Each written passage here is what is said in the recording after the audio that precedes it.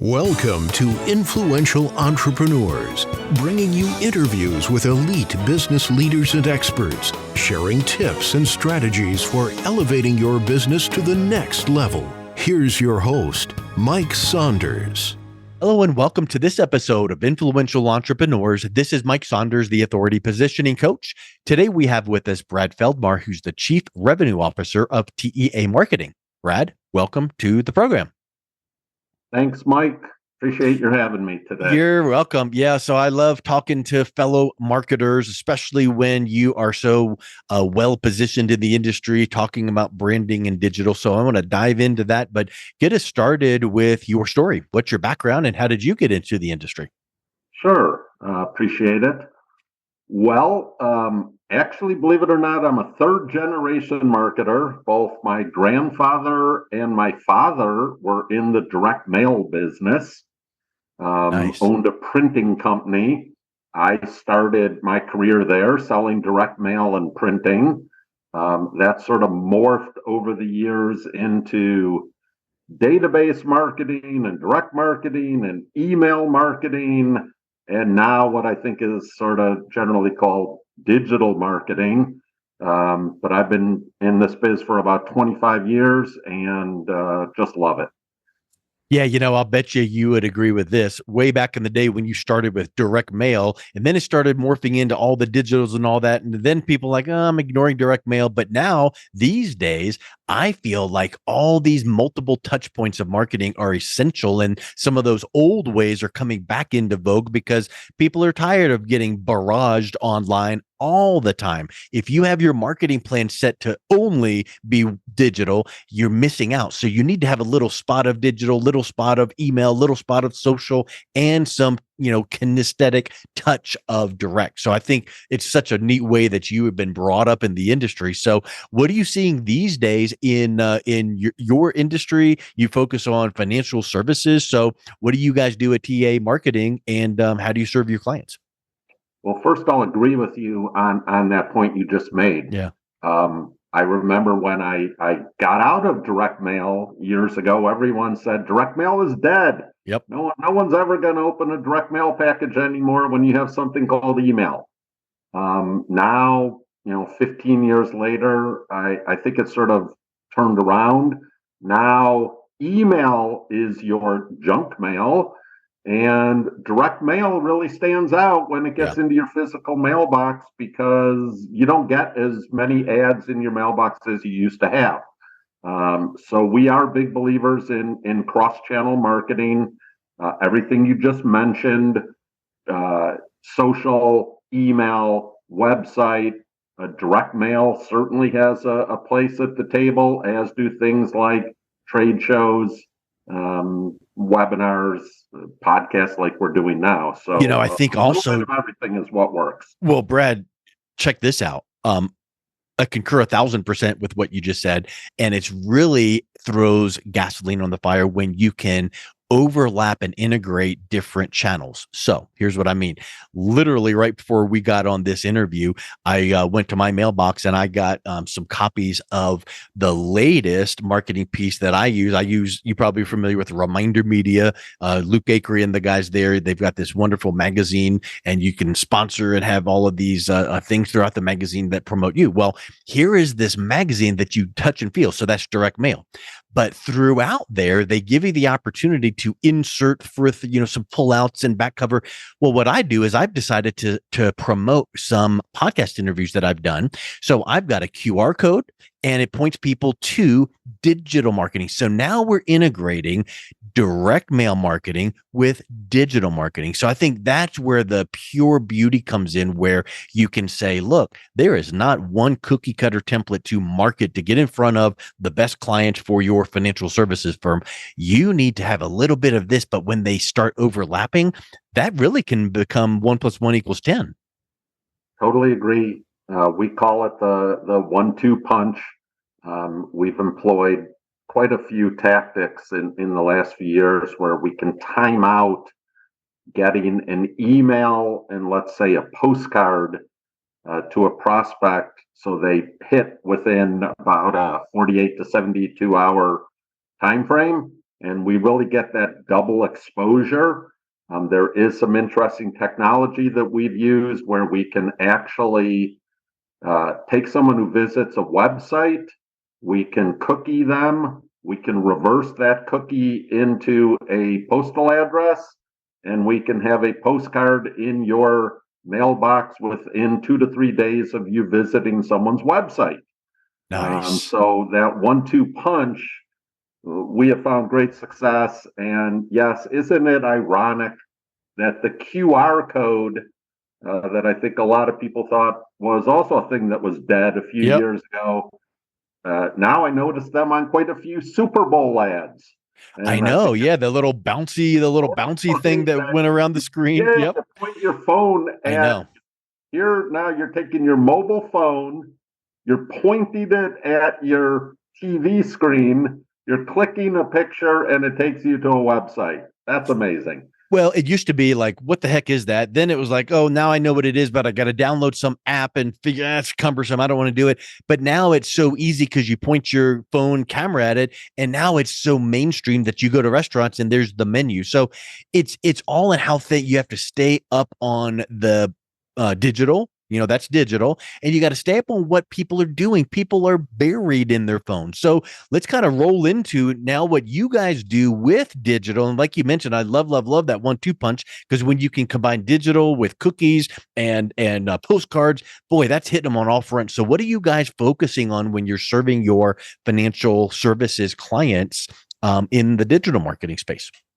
Well, there's a few things. Trungale Egan and Associates. That's our original name. Over the years, we've sort of rebranded ourselves as TE+A Marketing because Trungale Egan's a bit of a mouthful. Yep. And over the years, we've been in business over 30 years. So Wow. actually, pre-internet, started out as a primarily print ad agency. That has evolved quite a bit. We service quite a few verticals, the food industry, B2B, packaged goods, but our biggest vertical by far is financial services, and within that, wealth management, and sort of our biggest niche within that is working with financial advisors. And working with advisors is something that we've been doing for about the last 15 years or so. We've been lucky enough to be vetted and approved on most of the big custodian platforms. So we're on Schwab, we're on TD, we're on Fidelity, and we generate a lot of referrals from there. There's two primary things that we help our wealth management clients do. One is that traditional branding aspect. And these days, that encompasses a lot, certainly more than a logo. We like to boil it down to three core aspects of your brand. There's your strategy, your messaging, and your design. And we have a full staff that allows us to incorporate your brand across all your touch points, online, offline, website collateral, pitch books, trade show booths, brochures, all the way down to business cards and letterheads. And that's really where the company got its start as a design shop and a branding agency. And then as the internet exploded over the last decade or so, now about half of our business is what I just call outbound marketing. Yeah. And outbound marketing for most of our clients includes some combination of the things we discussed earlier. The core is typically email marketing, social media marketing, of course, posting to your website, and then some other form that might be something like a webinar, podcast, blogs, or videos. So it's really that combination of build the brand, get that strategy intact, get your messaging nice and consistent across all your touch points with beautiful design, and then push that into outbound marketing across all your channels. That is a succinct blueprint. And I've heard it said so many times in the past, and I just really believe it, where you need to have a strategy before moving on to tactics, and then you need to execute. So strategy, tactics, execute. It's like ready, aim, fire. But too many people are like fire, fire, fire, aim maybe possibly, and then I'm past ready. And that's the problem is, if you want to, what's the old saying? If you have 6 hours to chop down a tree, spend the first 2 sharpening the axe. So sharpening the axe is getting that branding right, getting that content right, that messaging right. And then how are you going to move forward and get it out to your audience? Well, know your audience. Know what do they consume best? Is it email? Is it text? Is all of those things? So I just really think that is such a powerful combination. So when you are working with your clients, are you helping them, like with the strategy? Yes. But what are you doing with the actual messaging? Are you helping them with creating the messaging, with copywriting, and then, with some design or the website or graphics for making sure that the message is delivered, with a sparkle? All the above. Yeah. Agree with you on the strategy. And one analogy that we often use, especially with wealth managers and RIAs and financial planners that I think they understand, is look, when you bring on a new client, the first thing you do is build a financial plan, right? Yeah. You can't just go invest in stocks and bonds without having a plan first that you can execute against. And they all nod their head. Same thing with marketing and branding. You can't execute a marketing strategy until you have a marketing strategy. So building out the plan, which to us is typically includes several features, but of course we want it to be sustainable, a strategy that will last for, let's call it 1 to 2 years. It's measurable. In our words, we can define some KPIs and some metrics that we'll be able to look at over time and measure them. We want them to have it be repeatable so that the things that are working, we can automate and repeat them with relatively low manpower. And then, of course, we want them to be profitable. So when we talk about the strategy, those are typically the places we start. On the messaging, yes, we offer full service copywriting, or what is now called content development. Yeah. And we have a full staff of copywriters, and we work closely with our clients to understand what we call that traditional, what is your voice? Yep. Your brand voice. Really important to help advisors understand what their voice is, what their unique value proposition is, what are their mission, vision, values, so that we can help clearly develop content that sounds like them. One thing that we are not a big believer in is this notion of canned content. There are a lot of wonderful firms that offer canned content, and that I mean sort of canned newsletters, yeah. Or blogs or emails, where it's the exact same content and they've simply slapped someone's logo out and sent it to them. We think that the smart consumer, especially a high net worth investor, will sniff that out in about 2 seconds and realize that is not really the voice of my advisor. Why is he sending it to me? Yep. And that creates a little mistrust right there. So we're big believers in custom content. It might take a little bit longer, but in the end, it's worth it. And then, of course, as we move into more of the marketing phase, we need good, strong call to action and a way to follow up on those leads that we may generate through our marketing. We could unpack all of those and spend about 4.5 more hours on point one, right? But a couple of things you said makes me think of something interesting. Canned content, sometimes it's the easy way out. Sometimes that's a nice thing to just to have it on hand for emergencies. But to your point, when someone feels like this is, fresh and new. So as an example, we hear a lot in marketing storytelling. So I've seen an advisor. I'm in Colorado, and I've seen that they went and hiked a 14er, and so they wrote up this entire long blog post with pictures that detailed this huge hike, and then they tied it into money and wealth. And so that right there, that is not canned content. That is me, my story. I did this, and it really became engaging. And so I'm sure you can think of so many other scenarios, maybe even tied to, you would advise your clients that said, hey, you know what, you might not hike mountains, but you might fish, so let's do some content surrounding your passions. But talk a little bit about how you would recommend really enlivening and making that content come alive with personalization and story. So there's a couple things. One thing that we talked about with our clients pretty early on is we have a giant chart of all the channels that are available to an advisor to do marketing against. And the good news is there's 10 to 20 to 30 different channels, marketing channels, that are available to an advisor at any given time. Mm-hmm. The bad news is there's no way an advisor can actually attack all of those and do it effectively. So one of the first things that we focus on when we start talking about content is trying to understand what their staff, and typically it's the principals, or maybe someone in a marketing department if they have it, but what are they good at and what are they comfortable with?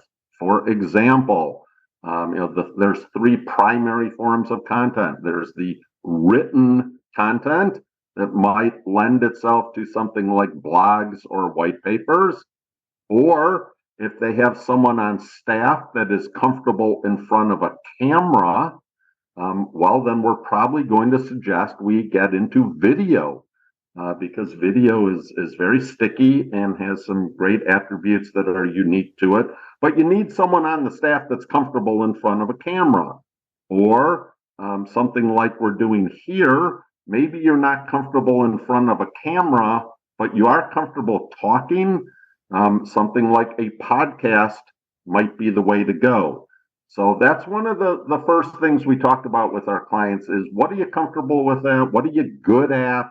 What do you enjoy doing? And that's going to start pushing us down the path of, at least in the beginning, here's the 2 or 3 channels that we are going to focus on. We're going to get really good at. We're going to nail it. And then we might move on to channel 4, 5, and 6. That's a huge thing, because it's like, it reminds me of the analogy. If you have a kid in school that gets C's in math and A's and B's and everything else, let's focus so much on getting that math grade up. Well, in reality, maybe they're just don't get C's are fine. Maybe it's just going to irk the daylights out of them to focus on that, but focus on what you're getting A's and B's on and get excellent at that. And so, to your point, like, what if you're so nervous about getting in front of camera? And sure, you can try to, take some courses, but you're never going to feel like you're in your wheelhouse. But if you can just rock in front of the microphone and do podcasts, or if you can just write, or if you find the thing that you just flow in so that it doesn't feel like work, then it can easily be done long-term and consistently. Exactly. That is amazing. So when you start working with a new a client and they're in financial services, where do you find is the first place that you're starting? Because typically these are not startups where you have to do everything all at once. So typically these are firms or agencies that are already well established. You're looking probably for some low hanging fruit to get some good metrics and ROI. What is the place that you're finding is the first place that you're beginning? Yes, agreed. So, most wealth management firms that we work with, there's typically 2 or 3 principals, and the place we start is with an interview session where, just like we're doing today, Mike, we want to understand their story. Yeah. What's sort of the origin story of your firm? How did it come to be? What's the background of the principals?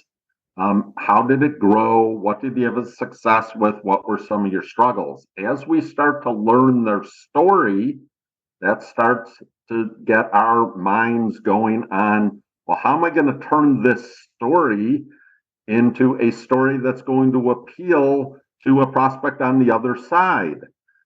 So first we want to understand sort of that touchy-feely story part of their business. Then, of course, we want to understand the more tactical things like what makes your practice unique. We've all heard about that unique value proposition, but that is key. What is the unique value proposition, or the 2 or 3 main value propositions that we are going to hang our hat on that say why we are better, faster, stronger than the the agency across the street.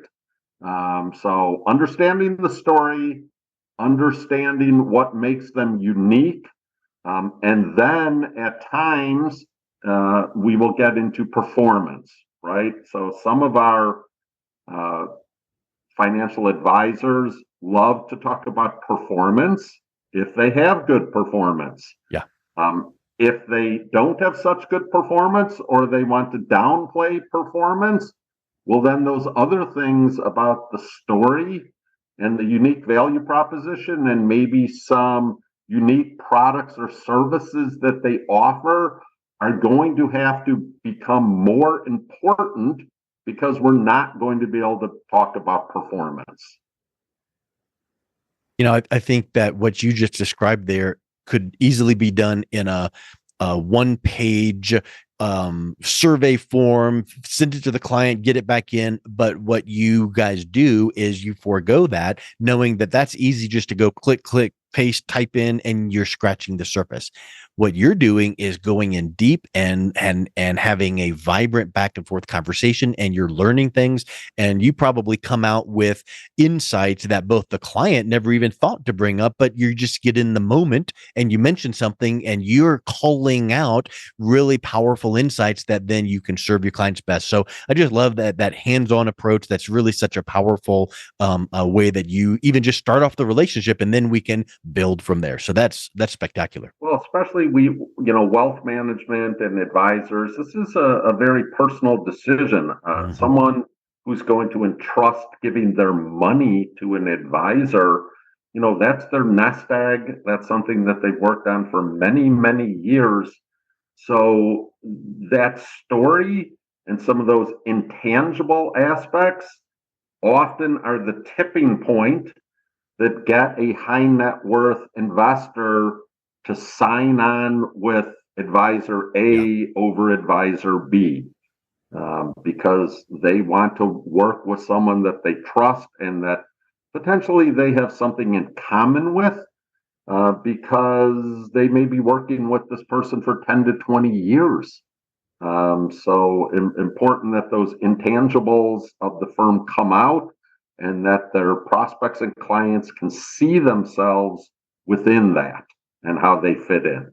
I love it. That's just spectacular. Well, Brad, I just have so much enjoyed chatting with you on how you guys are serving the financial services industry. If someone is listening to this wondering how maybe they could reach out and connect with you and learn more, what's the best way they can connect?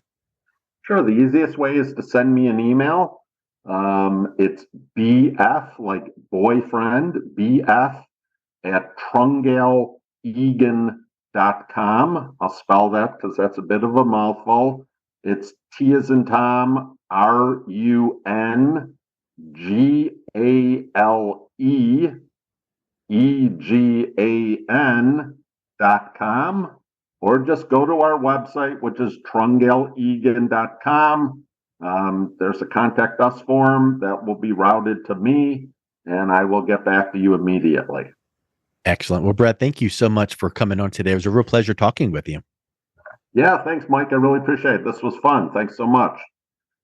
You've been listening to Influential Entrepreneurs with Mike Saunders. To learn more about the resources mentioned on today's show or listen to past episodes, visit www.influentialentrepreneursradio.com.